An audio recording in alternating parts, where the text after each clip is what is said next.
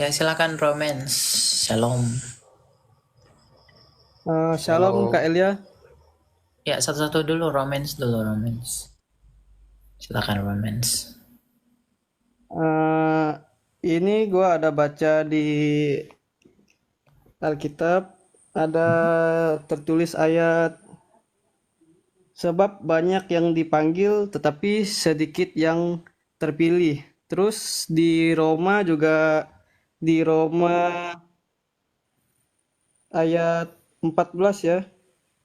Di Roma Roma pasal berapa? 14 ayat Roma Roma berapa? pasal yang ke-11. Tertulis Roma 14. Roma di dalam Roma berapa sih? Roma berapa ayat? 14, 14. Ayat?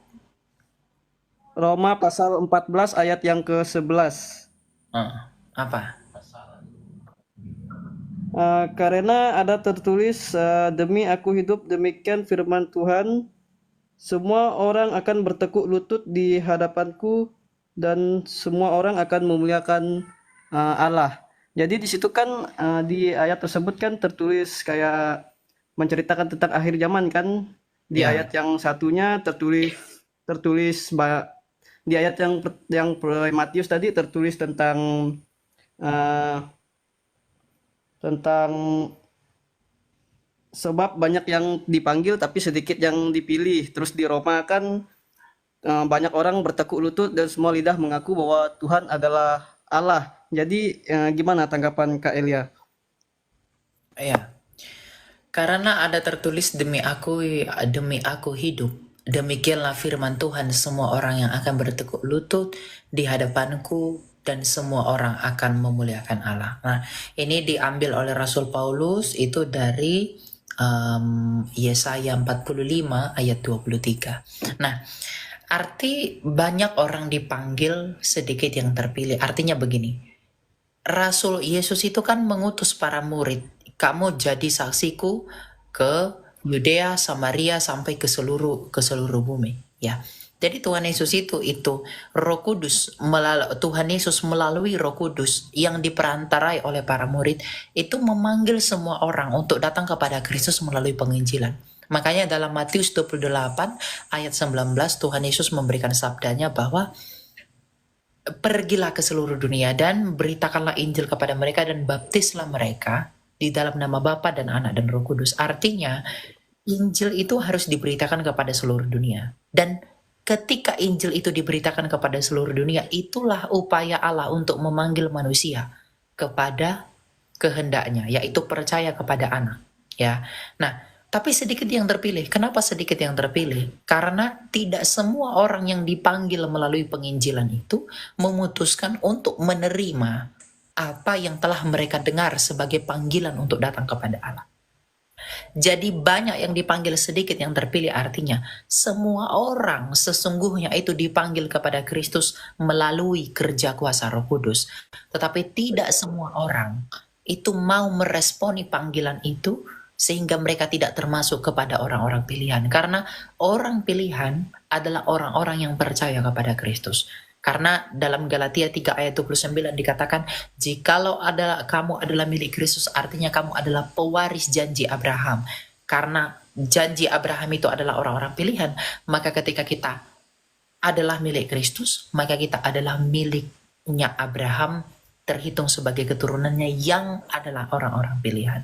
Nah, relasinya dengan demi aku hidup, demikianlah firman Tuhan, semua orang akan bertekuk lutut di hadapanku dan semua orang akan memuliakan Allah. Ini berhubungan dengan penghakiman ketika Yesus datang sebagai Raja. Di mana di dalam Roma 2 ayat 16 dikatakan, bila mana Allah melalui Kristus Yesus akan menghakimi orang yang hidup dan yang mati, dan juga yang kelihatan dan yang tidak kelihatan, bahwa nanti di dalam nama Yesus ketika dia datang sebagai Raja, semua orang akan berlutut di hadapannya. Itu maksudnya. Gitu.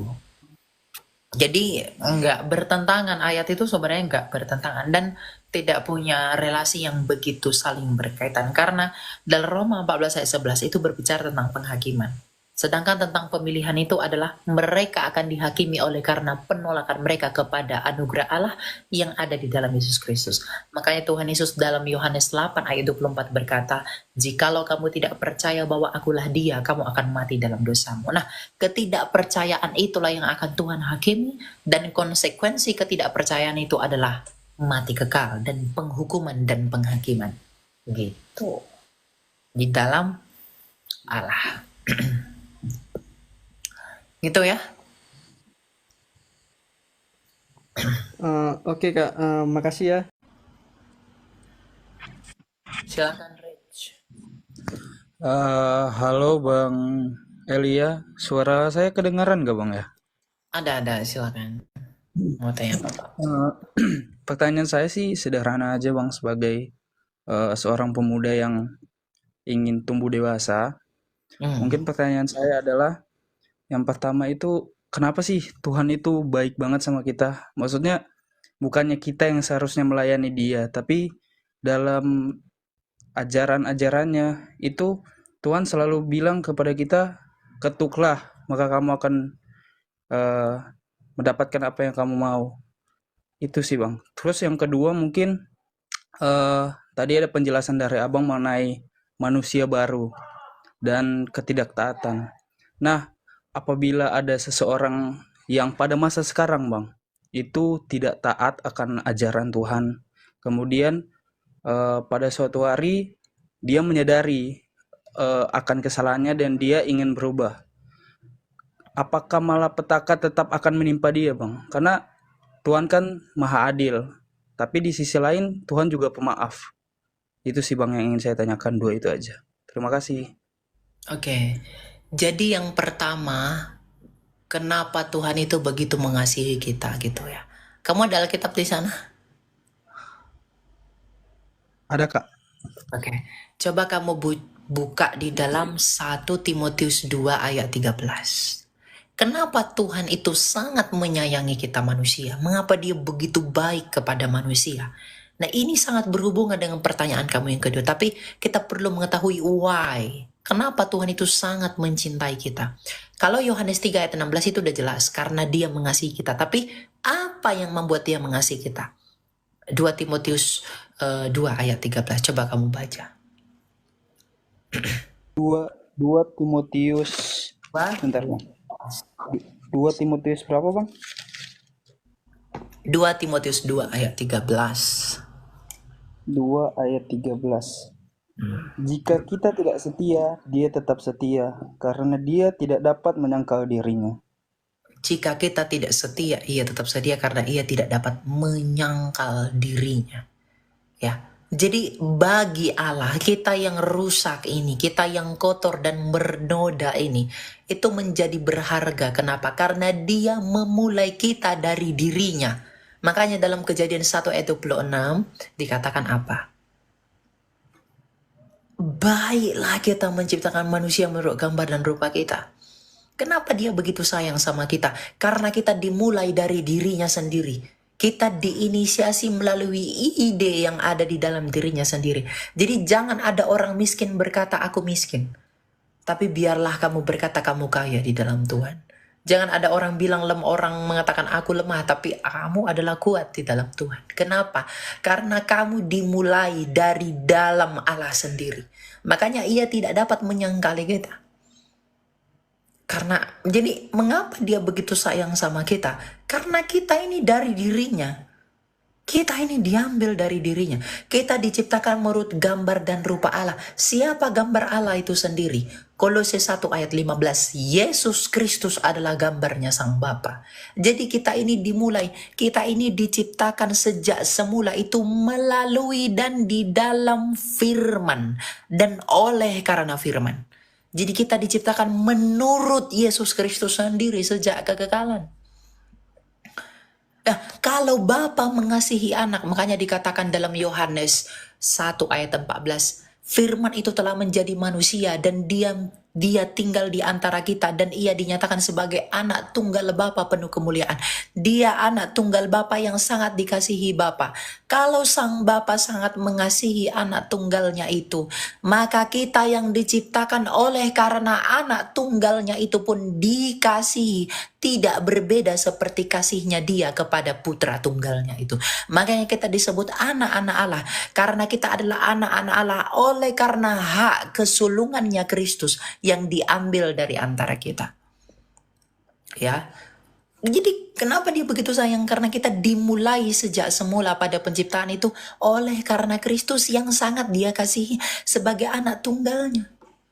Makanya Tuhan Yesus berkata, apa? Permuliakanlah aku Bapa dengan kemuliaan yang kumiliki di hadiratmu sebelum dunia ini ada. Karena Bapa mengasihi dia sejak kekal. Karena Allah itu kasih. Jadi mengapa Bapa itu mengasihi kita? Sangat mengasihi kita. Karena memang kita diciptakan menurut apa yang dia kasihi. Yaitu firman-Nya sendiri. Yang kedua, karena kita dimulai dari dirinya. Karena kita diciptakan menurut gambar dan rupanya dia. Ya. Nah, yang kedua, lalu ketika orang udah percaya Tuhan, lalu dia tidak taat sama Tuhan. Kadang dia tidak taat, tapi menyesalinya dan kemudian bertobat. Apa yang akan terjadi? Apakah dia akan ditimpa murka Allah? Murkanya Allah itu sudah ditumpahkan di dalam Kristus 2000 tahun lalu melalui penyalipan. Menurut nubuatan Yesaya 53. Ya. Apa yang kita rasakan? Kita tidak akan lagi merasakan murka Allah, yaitu kematian kekal. Tapi kita bisa mendapatkan hajaran dan teguran. Karena kitab Wahyu berkata, barang siapa yang kukasihi, ia kuhajar dan kutegur. Mungkin kita ditegur dengan sakit, dengan apalah Tuhan tegur kita. Karena lebih baik tanganmu kamu buang daripada seluruh tubuhmu ke neraka. Tuhan berkata begitu. Ya. Jadi Tuhan akan hajar kita. Tuhan akan nasihati kita dengan kalau kita serius terus-terusan bandel karena sayangnya sama kita akan dimarah, ditegur, dihajar sama dia. Nah, tapi apakah itu disebut murka Allah? Tidak.